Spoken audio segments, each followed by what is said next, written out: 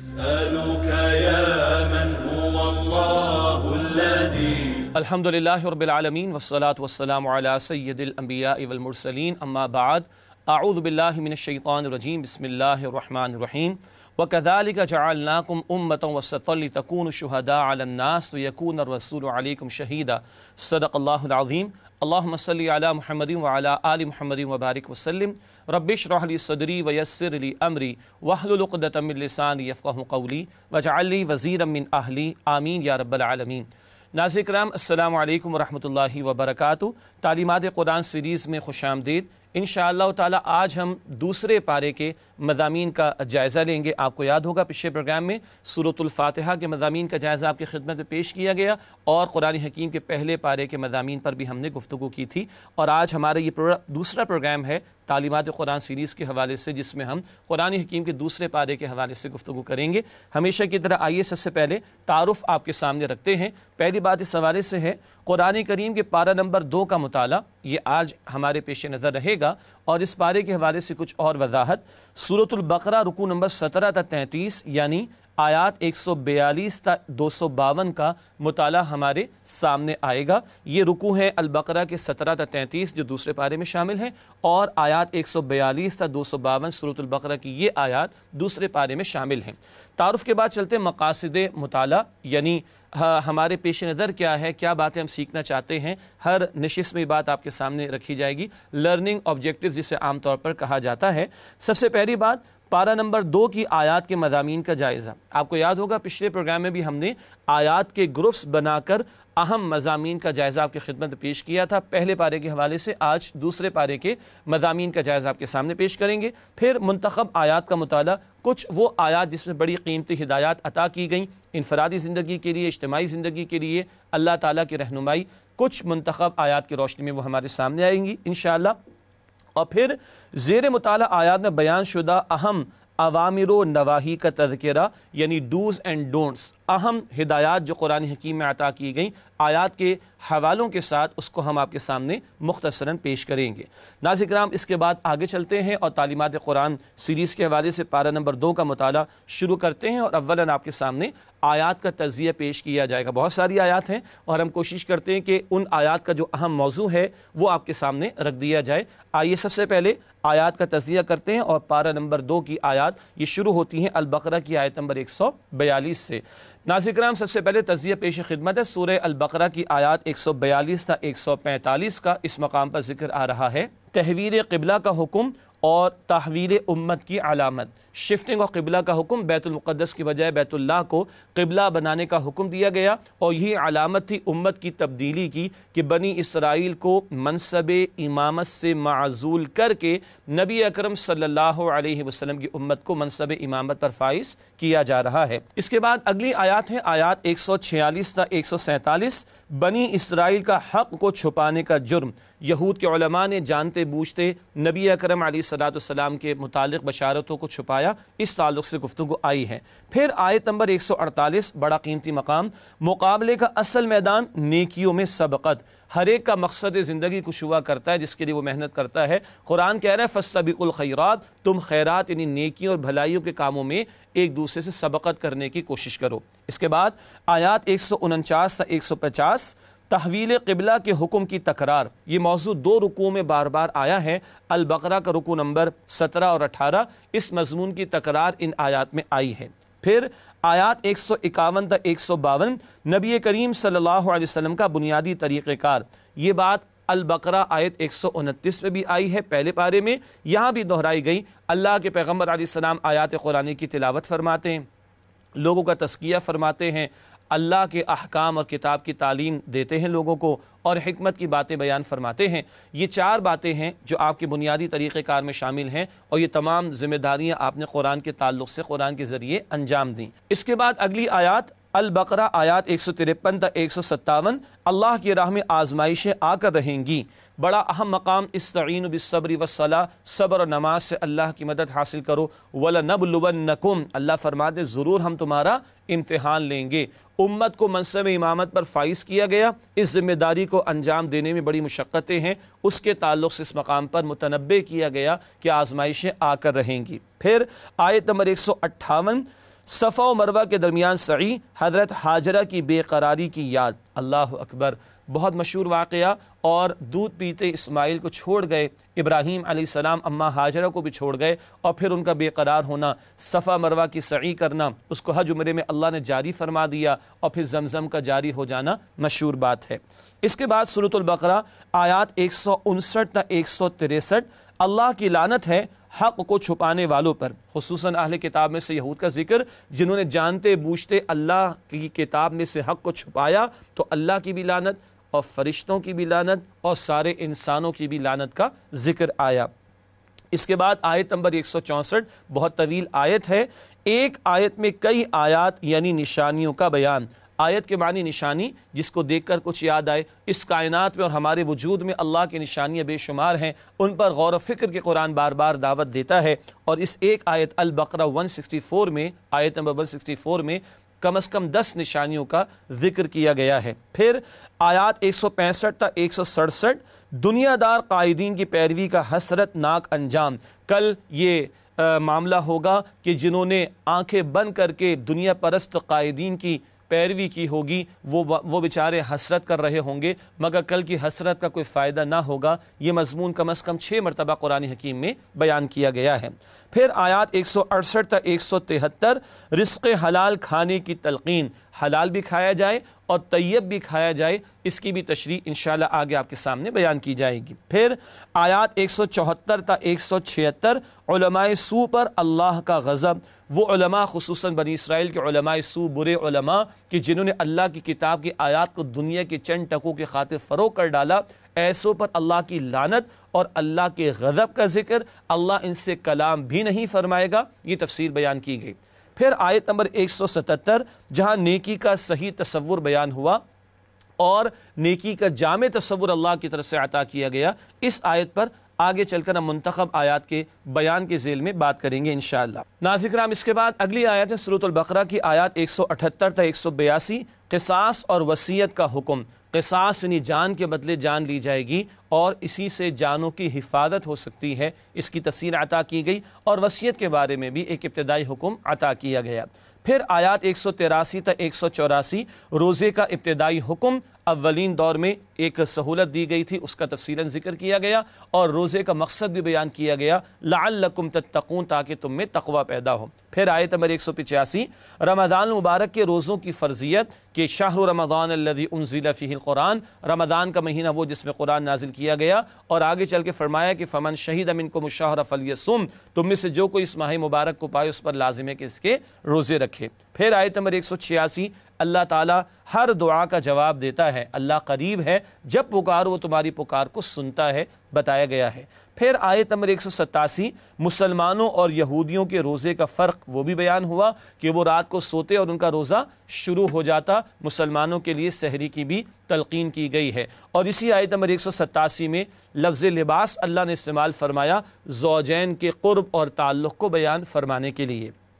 پھر البقرہ کی آیت نمبر 188، زندگی بھر کے روزے کا حکم، اور وہ ہے حرام سے اپنے آپ کو بچانا۔ جیسے روزے کی حالت میں حلال چیزوں کو چھوڑ دیا جاتا ہے، تو پوری زندگی کا روزہ کیا ہے؟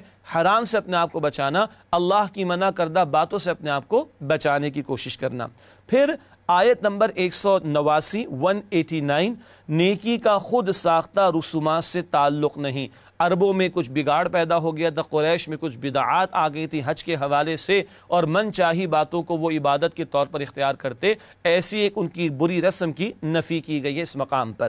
پھر آیات 190 تا 195، اللہ کی راہ میں لڑنے کا حکم، مدنی دور ہے، سورۃ البقرہ وہاں نازل ہو رہی ہے، قتال کا حکم بھی آ گیا، اور بتایا گیا کہ اہم مقصد کیا ہے، تاکہ فتنہ ختم ہو اور اللہ کی زمین پر اللہ کا دین قائم ہو جائے۔ اس تعلق سے قتال کے ضمن میں ہدایات عطا کی گئیں۔ پھر آیات 196 تا 203، حج اور عمرے کے لیے احکامات، یہ بھی بتایا گیا کہ حج اور عمرہ ادا کرو تو اللہ کی رضا کے لیے۔ پھر حج سے متعلق کچھ احکامات کا ذکر آیا، کہیں تم پھنس جاؤ، کہیں گھیر لیے جاؤ تو اس میں کیا کیا جائے گا، احرام کھول دیا جائے گا، اس کی تفصیلات بیان کی گئیں۔ پھر حج تمتع کے حوالے سے بھی ذکر کیا گیا کہ عمرے اور حج کو تم ملا لیتے ہو تو قربانی اللہ کی راہ میں تمہیں پیش کرنا ہوگی، اور بھی مسائل یہاں پر بیان کیے گئے۔ اس کے بعد آیات 204 تا 207 پسندیدہ اور ناپسندیدہ کردار اس کا بیان آیا۔ ایک منافقت والا کردار ہے کہ ذرا مال ہاتھ میں آیا تو اختیار کا غلط استعمال کر لیا، ذرا کا اختیار ملا تو لوگوں پر ظلم و ستم کرنا شروع کر دیا اور دنیا کی محبت میں غرق ہو گئے۔ اور ایک پسندیدہ کردار ہے کہ اللہ کی خاطر اپنی جان کو بھی لگا دینا، کھپا دینا، ہر مشقت کو برداشت کرنا۔ یہ دو کردار، ان کا کانٹراسٹ اس مقام پر بیان ہوا۔ پھر البقرہ کی آیت نمبر 208 تا 210 پورے کے پورے اسلام پر عمل کرو، اس کا تقاضا آیا۔ اس آیت پر بعد میں بھی ہم بات کریں گے، اور بتایا گیا کہ اللہ کا واضح تقاضا تو آ گیا، پورے اسلام پر عمل کرو، پھر بھی تم نہیں مانتے تو پھر اللہ کا عذاب اس سے ڈرایا گیا ہے۔ پھر آیات 211 تا 212 ناشکری سے نعمت چھن جاتی ہے۔ بنی اسرائیل کا ذکر ہوا، ناشکری کی، اللہ نے نعمت واپس لے لی۔ ہم مسلمانوں کو بھی سمجھایا جا رہا ہے، قرآن کی ایمان کی دولت ملی ہے، اس کی حفاظت کرنا اور اس کا شکر ادا کرنا۔ اس کے بعد البقرہ کی آیت نمبر 213 ہے تفرقے کا سبب بڑا بننے کی خواہش، ارج ٹو ڈومینیٹ۔ یہ یہود کا معاملہ کیا ہوا، حسد میں آ گئے، ہم سے لے کر بنی اسماعیل میں کیوں نبوت دے دی گئی، ہم تو نہیں مانتے۔ یہ بڑا بننے کا شوق انسان کو جانتے بوجھتے حق سے دور کر دیتا ہے۔ اس کے بعد آیت نمبر 214 جنت مشکلات سے گھیر دی گئی ہے، بہت ہی ہلا دینے والا مقام ہے قرآن حکیم کا۔ جنت چاہتے ہو تو جان تک کا نذرانہ پیش کرنا پڑے گا، بڑے مصائب تم پر آئیں گے۔ اس آیت پر بعد میں انشاءاللہ ہم گفتگو کریں گے۔ پھر آیت نمبر 215 انفاق کن کے لیے، کن کن لوگوں پر مال خرچ کیا جائے گا، والدین بھی ہیں، رشتہ دار بھی ہیں، تفصیل بتائی گئی۔ اس کے بعد اگلی آیت ہے سورۃ البقرہ آیت نمبر 216 جنگ کی فرضیت کا حکم۔ قرآن نے حکم دیا ہے کتب علیکم القتال، تم پر جنگ کرنا فرض کیا گیا ہے، البتہ اس کی اپنی شرائط اپنے مقام پر بیان کی جاتی ہیں۔ اس کے بعد اگلی آیت ہے سورۃ البقرہ آیت نمبر 217 حرمت والے مہینے میں جنگ کا حکم۔ حرمت والے 4 مہینے معروف ہیں، اس میں ویسے تو جنگ کرنا منع ہے، لیکن بتایا گیا کہ اگر مشرکین کریں تو تم بھی ان کا جواب دے کر جنگ کر سکتے ہو۔ پھر آیت نمبر 218 اللہ کی رحمت کن کے لیے ہے، اس کا مستحق بننا ہوگا، اللہ کی راہ میں ہجرت بھی، اللہ کی راہ میں جہاد بھی، یہ کر کے تم اللہ کی رحمت کے مستحق بن سکتے ہو، بتایا گیا۔ اس کے بعد آیات 219 تا 220 شراب، جوئے اور یتیموں کے بارے میں سوالات کے جوابات۔ شراب اور جوئے کے بارے میں یہ اولین آیات ہیں جو عطا ہوئیں، جہاں بتایا گیا کہ ان میں گناہ کا پہلو زیادہ ہے، نفع کا پہلو کم ہے، باز آ جاؤ۔ حتمی احکامات بعد میں عطا ہوئے سورہ نساء میں اور پھر سورۃ المائدہ میں۔ یتیموں کے بارے میں سوال آیا تو بتایا گیا وہ تمہارے بھائی ہیں، اپنے ساتھ ان کے مالوں کو ملا بھی لو تو کوئی حرج کی بات نہیں، لیکن اصلاح کا معاملہ کرنا، فساد نہ کرنا۔ اس کے بعد ایک طویل سلسلہ کلام ہے سورۃ البقرہ آیات 221 تا 242۔ یہ 4 رکوع ہیں، رکوع نمبر 28، 29، 30، 31، جہاں اللہ سبحانہ و تعالیٰ نے خاندانی زندگی کے حوالے سے رہنمائی عطا فرمائی۔ اس کے ذیل میں نکاح کے تعلق سے کچھ ہدایات، مشرکین سے نکاح کی ممانعت کا بیان ہے، حیض کے حوالے سے حکم عطا کیا گیا، طلاق کی کچھ تفصیلات عطا کی گئیں، 2 کی حد تک 3 کا معاملہ تفصیل بتائی گئی ہے، خلا کا ذکر ہوا، مہر کی ادائیگی پر زور دیا گیا، رضاعت کے مسائل کا ذکر ہوا، بچے کو دودھ پلائے جانے پر زور دیا گیا۔ یہ خاندانی زندگی سے متعلق ہدایات اس مقام پر عطا ہوئیں۔ پروگرام کے آخر میں جب اوامر و نواہی پر بات کریں گے تو ان آیات میں سے کچھ کا لسٹنگ کے تحت آپ کے سامنے ذکر کیا جائے گا کہ کیا کرنے کے کام عطا کیے گئے اور کن کاموں سے روکا گیا۔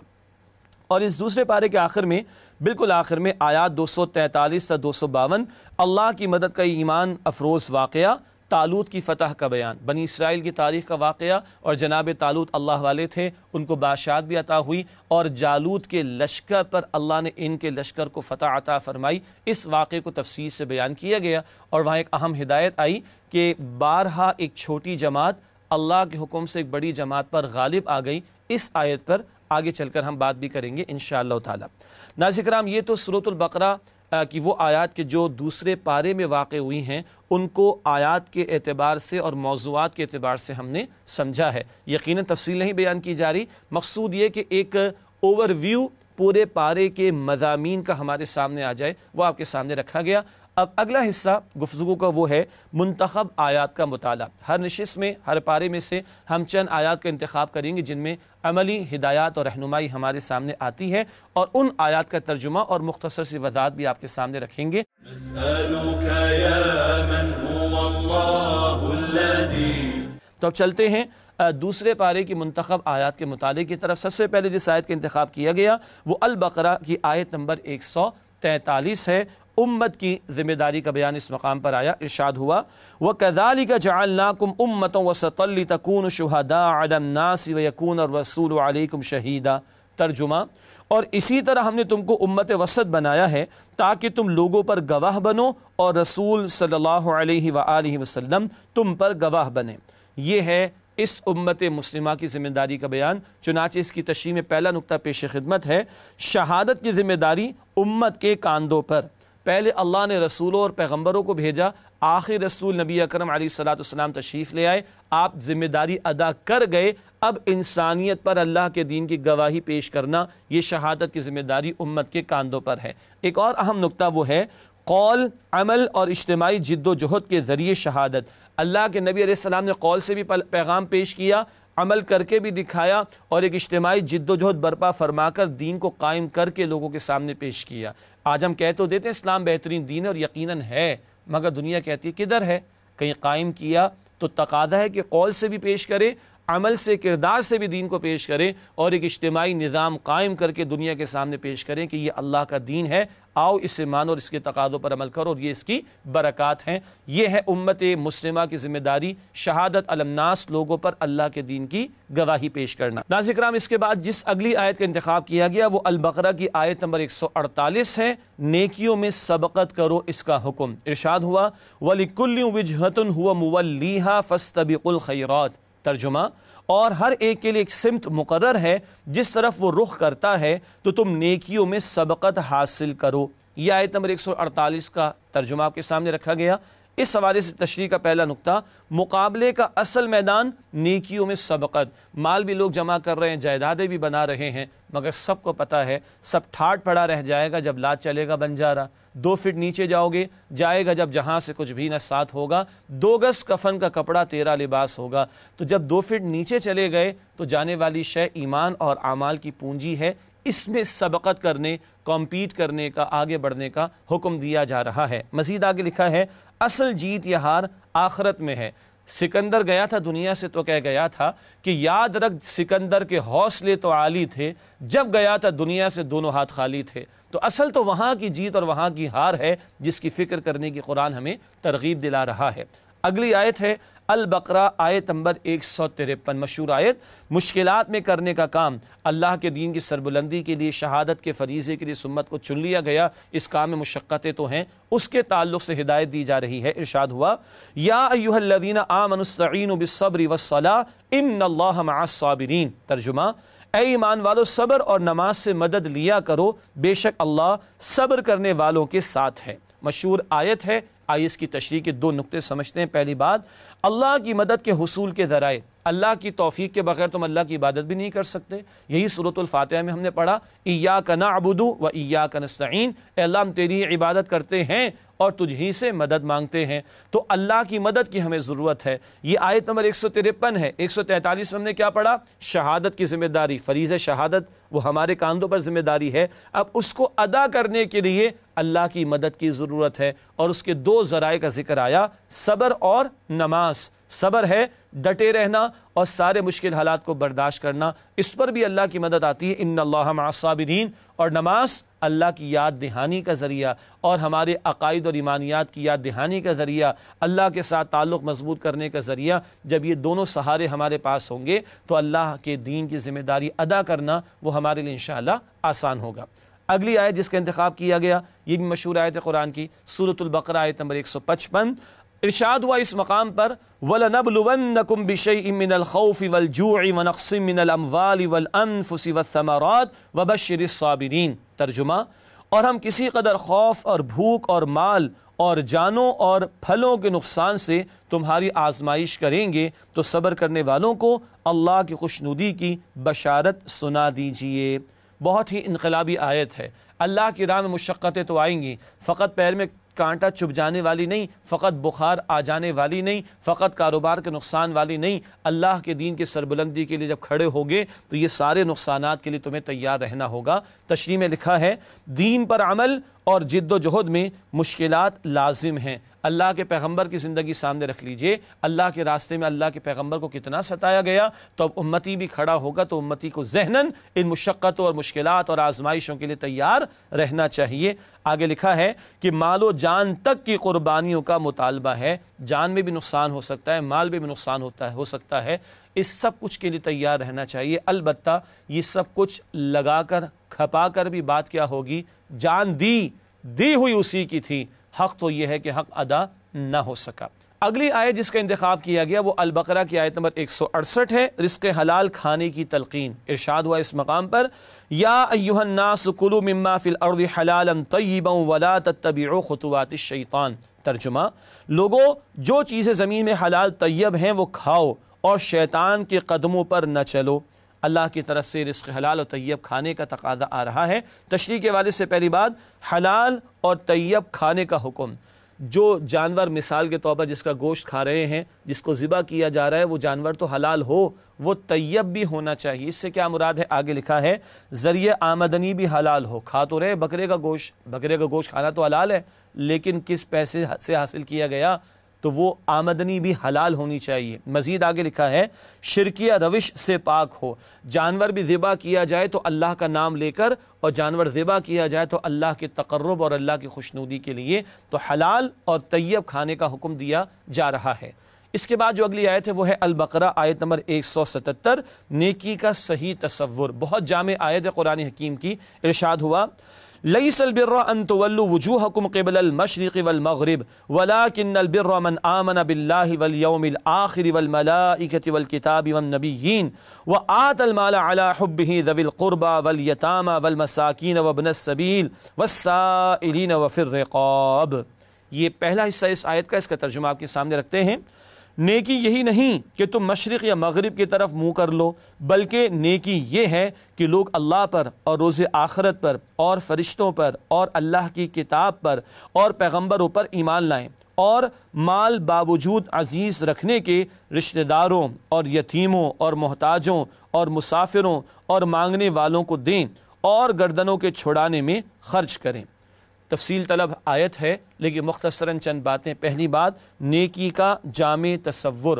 جب قبلے کی تبدیلی کا حکم آیا تو یہود نے اعتراض کیا، بھئی یہ تو قبلین کا ٹھیک نہیں ہے، ذرا ظاہر میں معاملہ ادھر ادھر ہو جائے تو بات کا بتنگڑ بن جاتا ہے، حالانکہ تبدیلی کا حکم تو اللہ نے دیا تھا۔ بتایا جا رہا ہے ظاہر کے چند معاملات تک نیکی محدود نہیں، اس کا ایک جامع تصور ہے۔ اس میں اگلی بات، اللہ کی رضا، آخرت کی فلاح، رسول اللہ علیہ السلام کا طریقہ، یہ ایمانیات کا بیان ہے۔ جو نیکی کرو اللہ کی رضا کے لیے، اجر فقط آخرت میں مطلوب، و طریقہ اللہ کے رسول سے لیا جائے گا صلی اللہ علیہ وآلہ وسلم۔ ہر عمل نیکی نہیں، بلکہ وہ عمل جو سنت کے مطابق ہوگا، اللہ کی رضا کے لیے ہوگا، اور جس میں پیش نظر آخرت کا اجر ہو، وہی اللہ کے ہاں نیکی قرار پائے گا۔ ایمانیات کے بعد مال خرچ کرنے کا ذکر آیا، چنانچہ ہم نے لکھا ہے انسانی ہمدردی میں مال خرچ کرنا۔ ایمان کے بعد ایک مطلوب ترین شے نیکی کے بیان میں کیا ہے؟ مال کا خرچ کرنا، اور انسانی ہمدردی کے لیے، لوگوں کی بھلائی کے لیے، لوگوں کے فائدے کے لیے مال کا خرچ کرنا۔ آیت کا اگلا حصہ، وَأَقَامَ الصَّلَاةَ وَآتَى الزَّكَاةَ وَالْمُوفُونَ بِعَهْدِهِمْ إِذَا عَاهَدُوا وَالصَّابِرِينَ فِي الْبَأْسَاءِ وَالضَّرَّاءِ وَحِينَ الْبَأْسِ أُولَئِكَ الَّذِينَ صَدَقُوا وَأُولَئِكَ هُمُ الْمُتَّقُونَ۔ ترجمہ، اور نماز قائم کریں اور زکوٰۃ دیں، اور جب عہد کر لیں تو اس کو پورا کریں، اور سختی اور تکلیف میں اور جنگ کے وقت ثابت قدم رہیں۔ یہی لوگ ہیں جو ایمان میں سچے ہیں، اور یہی ہیں جو اللہ سے ڈرنے والے ہیں۔ اس آیت کے اس حصے میں چند باتیں اور آئیں۔ پہلا نقطہ، نماز اور زکوٰۃ کا اہتمام۔ عبادات کا بھی اہتمام کریں گے نیک لوگ، صرف سوشل ویلفیئر نہیں، اللہ کے ساتھ بھی معاملے کو ٹھیک رکھیں گے۔ نماز ایمان کو تازہ کرے گی، ایمان نیکی کی طرف لائے گا۔ زکوٰۃ یاد دہانی سالانہ مال خرچ کرنے کی، وہ انسانی ہمدردی کے لیے مال خرچ کرنے کا ذکر بھی آیا تھا، وہ جذبہ زکوٰۃ کی ادائیگی سے تازہ رہے گا۔ پھر ایفاء عہد، معاملات انسانی وعدے سے جڑے ہوتے ہیں، اور نیک آدمی وہ ہے اللہ کی نگاہوں میں جو وعدے کو پورا کرنے والا ہو۔ ہم کہتے ہیں وہ وعدے کیا جو وفا ہو جائے، اور اللہ کہتا ہے نیک وہ ہے جو وعدے کو پورا کرنے والا ہو۔ اور آخر میں آیا صبر اور حق و باطل کے معرکے میں استقامت۔ صبر مشکلات میں بھی، لیکن جنگ کے موقع پر بھی۔ کیوں؟ اللہ کے نیک بندے کی جنگ اللہ کے کلمے کی سربلندی کے لیے ہوگی۔ یہ ہے تصور، کہ یہ سچے ہیں جو یہ کام کرنے والے ہوں اور یہی متقی ہیں۔ ناظرین کرام، ایک وقفہ لینا چاہیں گے اور آپ سے ملاقات کرتے ہیں اس وقفے کے بعد، اور مزید منتخب آیات کا مطالعہ اس کے بعد آپ کے سامنے پیش کریں گے انشاءاللہ۔ السلام علیکم ورحمۃ اللہ وبرکاتہ۔ نسألك يا من هو الله الذي السلام علیکم ورحمۃ اللہ وبرکاتہ۔ ناظرین، پروگرام میں آپ کو خوش آمدید کہتے ہیں۔ تعلیمات قرآن سیریز میں آج ہم قرآن حکیم کے دوسرے پارے کے حوالے سے مطالعہ کر رہے ہیں، اور وقفے سے پہلے منتخب آیات کا مطالعہ آپ کے سامنے پیش کیا جا رہا تھا۔ اگلی منتخب آیات کا مطالعہ آپ کے سامنے رکھتے ہیں۔ اگلی آیت جس کا انتخاب کیا گیا ہے سورۃ البقرہ آیت نمبر 179 179، قصاص کا حکم۔ ارشاد ہوا وَلَكُمْ فِي الْقِصَاصِ حَيَاةٌ يَا أُولِي الْأَلْبَابِ لَعَلَّكُمْ تَتَّقُونَ۔ ترجمہ، اور اے اہل عقل، حکم قصاص میں تمہاری زندگی ہے کہ تم قتل و خوریزی سے بچو۔ یہ ہے ترجمہ البقرہ آیت 179 کا۔ ایک ہی نقطہ تشریح میں آپ کے سامنے رکھ رہے ہیں۔ حکم قصاص پر عمل انسانی جان کی حفاظت کا ضامن ہے۔ قرآن کا مزاج یہ ہے کہ ان سزاؤں کا نفاذ علی الاعلان ہو تاکہ لوگ 10 مرتبہ سوچیں اس طرح کا جرم اس کا ارتکاب کرنے کے بارے میں، اور جب چند لوگوں کو سزا دی جائے گی، قاتل کو سزا قصاص میں دی جائے گی اور علی الاعلان دی جائے گی، تو کروڑوں کو عبرت حاصل ہوگی اور کروڑوں کی جانیں محفوظ رہیں گی۔ یہ قصاص کا حکم قرآن نے عطا کیا اور فرمایا عقل مندو، اسی میں تمہارے لیے زندگی ہے۔ اگلی آیت ہے البقرہ آیت نمبر 186۔ اللہ ہر دعا کا جواب دیتا ہے۔ ارشاد ہوا وَإِذَا سَأَلَكَ عِبَادِي عَنِّي فَإِنِّي قَرِيبٌ أُجِيبُ دَعْوَةَ الدَّاعِ إِذَا دَعَانِ فَلْيَسْتَجِيبُوا لِي وَلْيُؤْمِنُوا بِي لَعَلَّهُمْ يَرْشُدُونَ۔ ترجمہ، اور اے پیغمبر، جب آپ صلی اللہ علیہ وسلم سے میرے بندے میرے بارے میں دریافت کریں تو فرما دیجئے کہ میں تو تمہارے قریب ہوں، جب کوئی پکارنے والا مجھے پکارتا ہے تو میں اس کی دعا قبول کرتا ہوں، تو ان کو چاہیے کہ میرے حکم کو مانیں اور مجھ پر ایمان لائیں تاکہ ہدایت پا سکیں۔ اللہ کی پکار لگ رہی ہے، پکارو تو میں تمہاری پکار سنوں گا۔ تشریح کا پہلا نقطہ، اللہ بندے کے قریب اور دعا قبول کرنے والا ہے، بہت قریب ہے۔ سورہ قاف میں آتا ہے نحن اقرب الیہ من حبل الورید، اللہ نے فرمایا کہ ہم انسان کی شہرک سے بھی زیادہ اس کے قریب ہیں۔ اگلا نقطہ، قبولیت دعا کے لیے احکامات الہی کی پیروی ضروری ہے۔ ہم چاہتے ہیں کہ اللہ ہماری سنے، تو اللہ کہتے ہیں میری بات تو مانو، مجھ پر ایمان تو رکھو، it's a two way traffic, تم میری مانو میں تمہاری مانوں گا، تم میرے احکامات پر عمل کرو، میں تمہاری دعائیں قبول کروں گا۔ جواب مل گیا، کیوں دعائیں قبول نہیں ہوا کرتی؟ اللہ کی نافرمانیاں رکاوٹ بن جاتی ہیں۔ اگلی آیت البقرہ آیت نمبر 193، اللہ کی راہ میں لڑنے کا حکم۔ ارشاد ہوا وَقَاتِلُوهُمْ حَتَّى لَا تَكُونَ فِتْنَةٌ وَيَكُونَ الدِّينُ لِلَّهِ۔ ترجمہ، اور ان سے اس وقت تک لڑتے رہنا کہ فساد نابود ہو جائے اور دین یعنی نظام اللہ ہی کے لیے ہو جائے۔ یہ قتال کا حکم اور اس کے مقصد کا تعین خود اللہ تعالیٰ نے فرما دیا۔ پہلا نقطہ، مقصد قتال وہ کیا ہے؟ فتنے کا خاتمہ۔ فتنہ ایسے حالات کو بھی کہتے ہیں جب اللہ کی کامل بندگی ممکن نہ ہو، اس کے خاتمے کے لیے اگر جنگ بھی کرنا پڑے، شرائط ہیں اس کے اپنے مقام پر، تو جنگ بھی کی جائے گی۔ اور اہم مقصد کیا ہے؟ اللہ کے دین کا غلبہ۔ زمین اللہ کی ہے، مالک اللہ ہے، حاکم بھی اللہ ہے، اس کے حکم کا نفاذ ہونا چاہیے۔ اس مقصد کے لیے اگر اہل ایمان کو کبھی جنگ بھی کرنا پڑے تو ہمارا دین، ہمارا رب اس کا حکم دیتا ہے۔ اگلی آیت ہے البقرہ آیت نمبر 208، پورے کے پورے اسلام پر عمل کرو۔ ارشاد ہوا یا ایھا الذین آمنوا ادخلوا فی السلم کافہ ولا تتبعوا خطوات الشیطان انہ لکم عدو مبین۔ ترجمہ، مومنوں اسلام میں پورے پورے داخل ہو جاؤ اور شیطان کے پیچھے نہ چلو، وہ تو تمہارا کھلا دشمن ہے۔ بہت اہم مقام پورے اسلام پر عمل کا تقاضا ہے، چنانچہ اگلا نقطہ لکھا گیا ہے انفرادی اور اجتماعی دونوں گوشوں میں دین پر مکمل عمل کا مطالبہ۔ اللہ نے دین مکمل فرما کر دیا، انفرادی زندگی کے لیے بھی، اجتماعی معاملات کے لیے بھی۔ عبادات میں، معاملات میں، اخلاقیات میں، رسومات میں اللہ ہی کی ماننی ہے، تو گھر میں بھی، معاشرت میں بھی، معیشت میں بھی، سیاست میں بھی، عدالت میں بھی، ریاست میں بھی اللہ ہی کی ماننی ہے۔ پورے اسلام پر عمل کا تقاضا ہے۔ ساتھ ہی بتا دیا گیا کہ دین پر جزوی عمل شیطان کی پیروی ہے۔ پورے دین پر عمل نہ ہی نہیں کیا جا رہا یا کوشش نہیں کی جا رہی تو پھر شیطان کی پیروی ہو رہی، پھر رحمان کی بات نہیں مانی جا رہی۔ اللہ اکبر۔ ناظرین کرام، اگلی آیت ہے سورۃ البقرہ آیت نمبر 214۔ جنت مشکلات سے گھیر دی گئی ہے۔ بڑا ہی انقلابی مقام قرآن حکیم کا ارشاد ہو رہا ہے، ام حسبتم ان تدخلوا الجنہ ولما یأتکم مثل الذین خلو من قبلکم مستهم البأساء والضراء وزلزلوا حتى يقول الرسول والذین آمنوا معه متى نصر اللہ الا ان نصر اللہ قریب۔ ترجمہ، کیا تم یہ خیال کرتے ہو کہ یوں ہی جنت میں داخل ہو جاؤ گے اور ابھی تم کو پہلے لوگوں کی سی مشکلیں تو پیش آئی ہی نہیں؟ ان کو بڑی بڑی سختیاں اور تکلیفیں پہنچیں اور وہ مشکلات میں ہلا دیے گئے، یہاں تک کہ پیغمبر اور مؤمن لوگ جو ان کے ساتھ تھے سب پکار اٹھے کہ کب اللہ کی مدد آئے گی۔ دیکھو، اللہ کی مدد ان قریب آیا چاہتی ہے۔ یہ ہے البقرہ آیت نمبر 214 کا ترجمہ۔ اللہ اکبر، ہل جاتا ہے انسان۔ پہلا نقطہ، جنت محض زبانی دعووں سے نہیں ملے گی، محض دعووں سے جنت نہیں ملے گی، دعووں کا ثبوت پیش کرنا ہوگا، اور دعووں کے ثبوت کے پیش کرنے میں مشقتوں سے گزرنا ہوگا، اور اتنا ہلا دیا جائے گا کہ وقت کے رسول پکار رہے ہیں۔ رسول کے ایمان کا عالم کیا ہوگا؟ اللہ تیری مدد کب آئے گی؟ تب کہا جا رہا ہے کہ اللہ کی مدد آیا چاہتی ہے۔ چنانچہ آگے لکھا ہے، سخت آزمائش اور سختیوں سے گزر کر جنت کا وعدہ ہے۔ بخاری کی حدیث میں ہے، جنت کو مشقتوں سے گھیر دیا گیا ہے اور لوگ آسان سمجھتے ہیں مسلمان ہونا۔ اگلی آیت کی طرف چلتے ہیں، البقرہ آیت نمبر 231، نکاح اور طلاق کے مسائل۔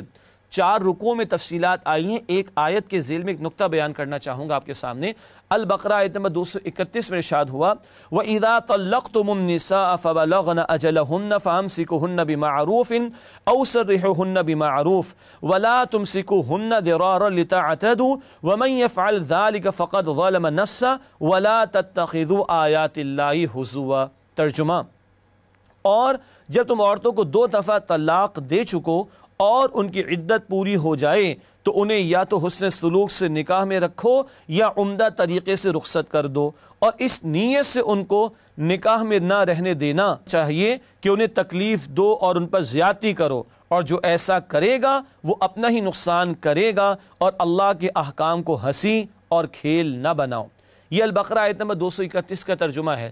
طلاق جیسے حساس موضوع پر تفصیلی رہنمائی اللہ نے عطا فرمائی ہے۔ پہلا نقطہ پیش کرنا چاہوں گا تشریح کا، طلاق جیسے ناخوشگوار معاملے میں بھی خوبصورت ہدایات۔ اللہ اکبر، 2 طلاق کی حد تک تو رجوع کا امکان ہوتا ہے، اور اگر 3 طلاق ہی کسی نے دے دی تو معاملہ ختم ہو جاتا ہے، لیکن قرآن کہہ رہا ہے عمدگی کے ساتھ فارغ کرو۔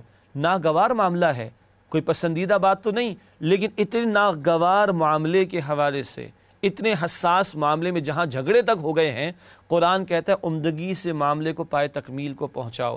یہ ہمارا دین اتنا پیارا کہ ایسے ناخوشگوار معاملات میں بھی خوبصورت تعلیمات عطا فرماتا ہے۔ تو نوٹ فرمائیے گا، دین کی عمومی ہدایات کتنی عمدہ ہوں گی۔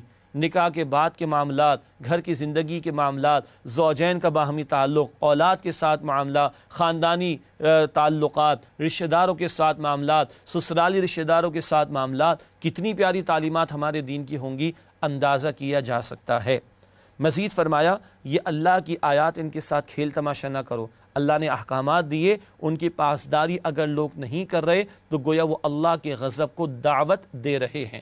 اگلی اور آخری آیت جس کا انتخاب کیا گیا ہے وہ ہے البقرہ آیت نمبر 249 اللہ کی مدد کا ایمان افروز واقعہ۔ ارشاد ہوا، قال الذين يظنون انهم ملاقو الله كم من فئة قليلة غلبت فئة كثيرة بإذن الله والله مع الصابرين۔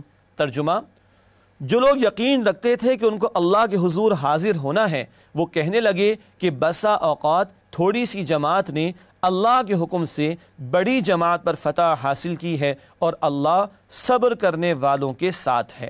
یہ جناب طالوت کے لشکر کا واقعہ، کم تعداد والوں کو اللہ نے جالوت کے بہت بڑے لشکر پر فتح عطا فرمائی، اور یہ واقعہ سنا کر مسلمانوں کو بدر کے لیے تیار کرایا جا رہا ہے کہ البقرہ بدر سے قبل اور ہجرت کے بعد نازل ہوئی ہے۔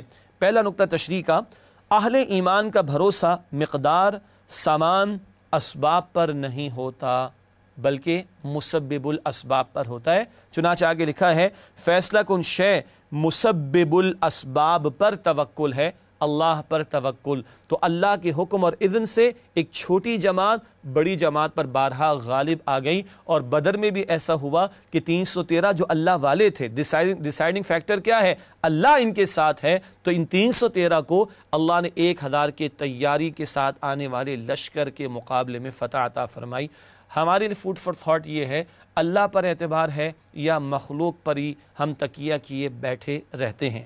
ناظرین کرام، الحمدللہ چند منتخب آیات کا ترجمہ اور ان کا بیان آپ کے سامنے رکھا گیا۔ ناظرین کرام، اگلے پروگرام میں انشاءاللہ 30 پارے کا مطالعہ آپ کی خدمت میں پیش کریں گے۔ تب تک کے لیے اجازت، وآخر دعوانا ان الحمدللہ رب العالمین، والسلام علیکم ورحمۃ اللہ وبرکاتہ۔